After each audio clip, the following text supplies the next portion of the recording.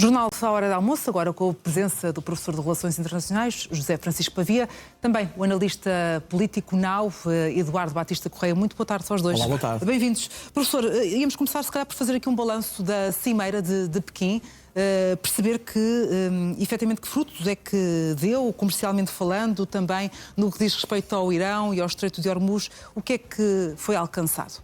Bom, eu diria que muito pouco, contrariamente às expectativas iniciais e até, enfim, ao registro sempre muito autoconvencido de Donald Trump. Quando Donald Trump foi para lá, os jornais americanos falaram relativamente às questões económicas que, no fundo, o que estavam em cima da mesa eram os 3 Bs, que era Boeing, Benz and Biff. E, portanto, no fundo, o que os Estados Unidos queriam vender era Boeings, soja e carne bovina. Relativamente aos Boeings, só para ter uma ideia, o que é que aconteceu? Havia uma proposta de que a China iria adquirir cerca de 400 aviões Boeing aos Estados Unidos da América, mas no fim vai adquirir menos de 200. Resultado, as ações da Boeing entre quarta e sexta-feira desceram 6%. E, portanto, está a ver aqui exatamente qual foi o resultado, digamos assim, desta visita. Depois, nas questões da energia, que também estava em cima da mesa, e, portanto, a China também poderia comprar energia, nomeadamente gás natural e petróleo, aos Estados Unidos. Repare, esta visita de Putin também vem deitar isso por terra, porque um dos objetivos da visita de Putin é exatamente vender mais energia à China. E a Rússia, basta olhar para o mapa, está ali ao lado. Não precisa de atravessar o Oceano Pacífico para lá chegar. E, portanto, obviamente que eu diria que, enfim, não temos tempo para mais, eu podia continuar, mas só estes dois pontos já dão a ideia do que é que aconteceu. Também na questão de Taiwan, que acaba por ser uma das mais relevantes, para tentarmos também interpretar o que é que saiu, nomeadamente com base nas declarações que foram feitas. Eduardo Correia, antes disso, perceber o que é que, de facto, Trump conseguiu da China nas diferentes frentes e o que é que Pequim conseguiu de Washington também durante estes 3 dias de cimeira. Janete, para além do encontro relativamente simpático, onde Xi Jinping mostrou estar muito mais consciente da missão que um líder com esta responsabilidade tem perante o mundo. Relembrar que Xi Jinping utilizou no seu discurso um conceito histórico, a armadilha de Tucídides. Tucídides é um historiador grego, século V a.C., que no fundo falava da potência emergente versus a potência residente, e apelou no fundo, a este conceito para avisar os Estados Unidos que qualquer fricção entre as duas potências, China e Estados Unidos, poderia resultar numa guerra. Isto a propósito de Taiwan. Portanto, Xi Jinping pôs os Estados Unidos sob aviso, eu diria. Donald Trump, no seu estilo completamente descontraído, relativamente boçal. Bom, ele diz sempre que foi um encontro histórico. Bom, histórico não tem rigorosamente nada, a não ser esta referência histórica de Xi Jinping. Donald Trump chegou ao nível de comparar o número de restaurantes chineses nos Estados Unidos com o somatório das cadeias de fast food. Quer dizer, vejamos bem o basismo que Donald Trump traz para a sua postura. Não conseguiu rigorosamente nada. No fundo, veio até de uma forma muito indelicada, muito pouco educada, referir que Xi Jinping estava de acordo com ele no que diz respeito ao Irão, à anulação do programa nuclear, à abertura do Estreito de Hormuz, quando, efetivamente, Xi Jinping, a única coisa que disse é que o Estreito de Hormuz tinha que ser aberto. Mas esse é um aviso aos Estados Unidos, que são eles os primeiros responsáveis por este encerramento. E que tem sido feito ao longo dos tempos. Enfim... Professor José Francisco Pavia, sobre Taiwan, a China, por outro lado, conseguiu impor esta ideia a Donald Trump, o princípio de uma só China? Eu diria que sim. A política norte-americana relativamente a Taiwan consubstancia-se em 2 palavras: ambiguidade estratégica.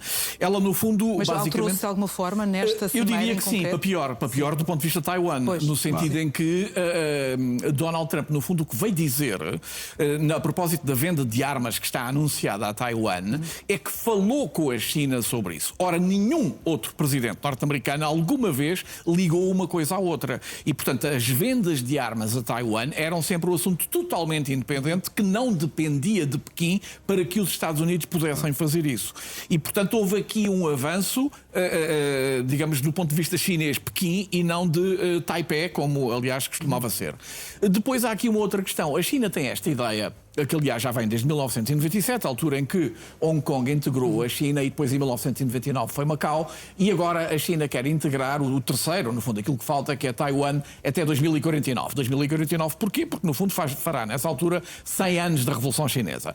E obviamente que o tempo está-se a aproximar, está-se a esgotar, já estamos em 2026. E portanto, obviamente que este é, eu quase diria, uma obsessão chinesa no sentido de conseguir isso. E os Estados Unidos têm sido, digamos assim, o óbice a que tal coisa se venha a consubstanciar.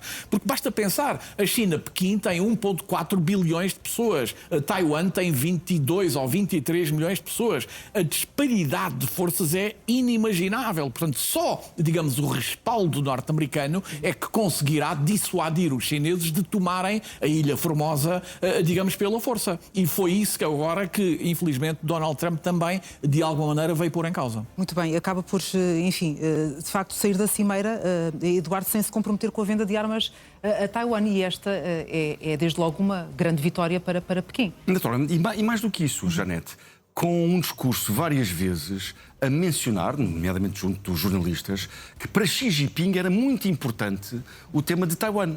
E, portanto, no fundo, de algum modo, a validar essa situação. Bom, relembrar, para quem nos ouve, Taiwan é resultado de uma dissidência política chinesa no tempo de Mao Tse-tung. Portanto, é precisamente 1949, como o José Francisco acabou de dizer, o ano em que Taiwan se torna, se quisermos, autónomo da China. E, portanto, para os chineses, é evidente que aquela ilha, que está ali muito próxima, pertence à sua visão global territorial, tal como aconteceu com Macau, que está há muito mais anos fora da China, com os portugueses, durante praticamente 500 anos, e Hong Kong, junto dos ingleses. E, portanto, é um efeito natural desta forma de estar da China que Taiwan tenha que integrar, no fundo, a República Popular da China. Os Estados Unidos olham para Taiwan como um comprador de armamento, basicamente. E, no fundo, é mais uma visão economicista do que propriamente uma visão geopolítica. Porque mesmo que Taiwan esteja alinhado com os Estados Unidos politicamente, vamos imaginar que Taiwan está politicamente alinhada com os Estados Unidos. Quer dizer, a distância de Taiwan aos Estados Unidos, à costa, no fundo, ocidental, é o Pacífico inteiro. E, portanto, não é fácil aos Estados Unidos virem defender Taiwan. Portanto, demos passos, sim. Se esta cimeira pode ser histórica, é efetivamente há um passo novo na forma como os Estados Unidos, como o presidente americano, de algum modo se afasta, de uma forma visível, do tema de Taiwan. Relembrar, com a presidência de Joe Biden, houve várias visitas de secretários importantes do governo americano a Taiwan, contrariamente àquilo que era desejável pela China. Uma coisa, professor, é de facto não se comprometer com a venda, não efetivando um acordo que já estava pelo menos apalavrado, talvez não assinado.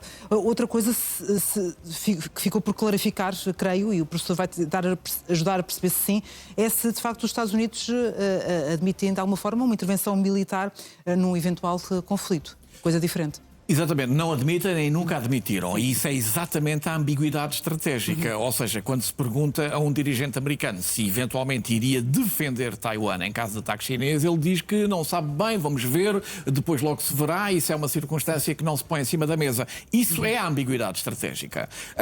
E, portanto, obviamente, mas a questão sempre tem funcionado como uma espécie de dissuasor. Ou seja, a China também não sabe exatamente o que é que os americanos fariam em circunstâncias como essa. E os americanos têm bases muito próximas, desde logo Guam, também o Japão e por aí fora. E depois há ali um conjunto de países à volta que de alguma maneira têm sido vítimas de bullying, se quiser utilizar essa expressão, por parte da China, desde logo, por exemplo, as Filipinas, Vietnã, o próprio Japão, na questão toda da soberania do mar do sul da China e da extensão territorial das fronteiras marítimas que a China considera como seu. E, portanto, Taiwan também faz parte desse objetivo.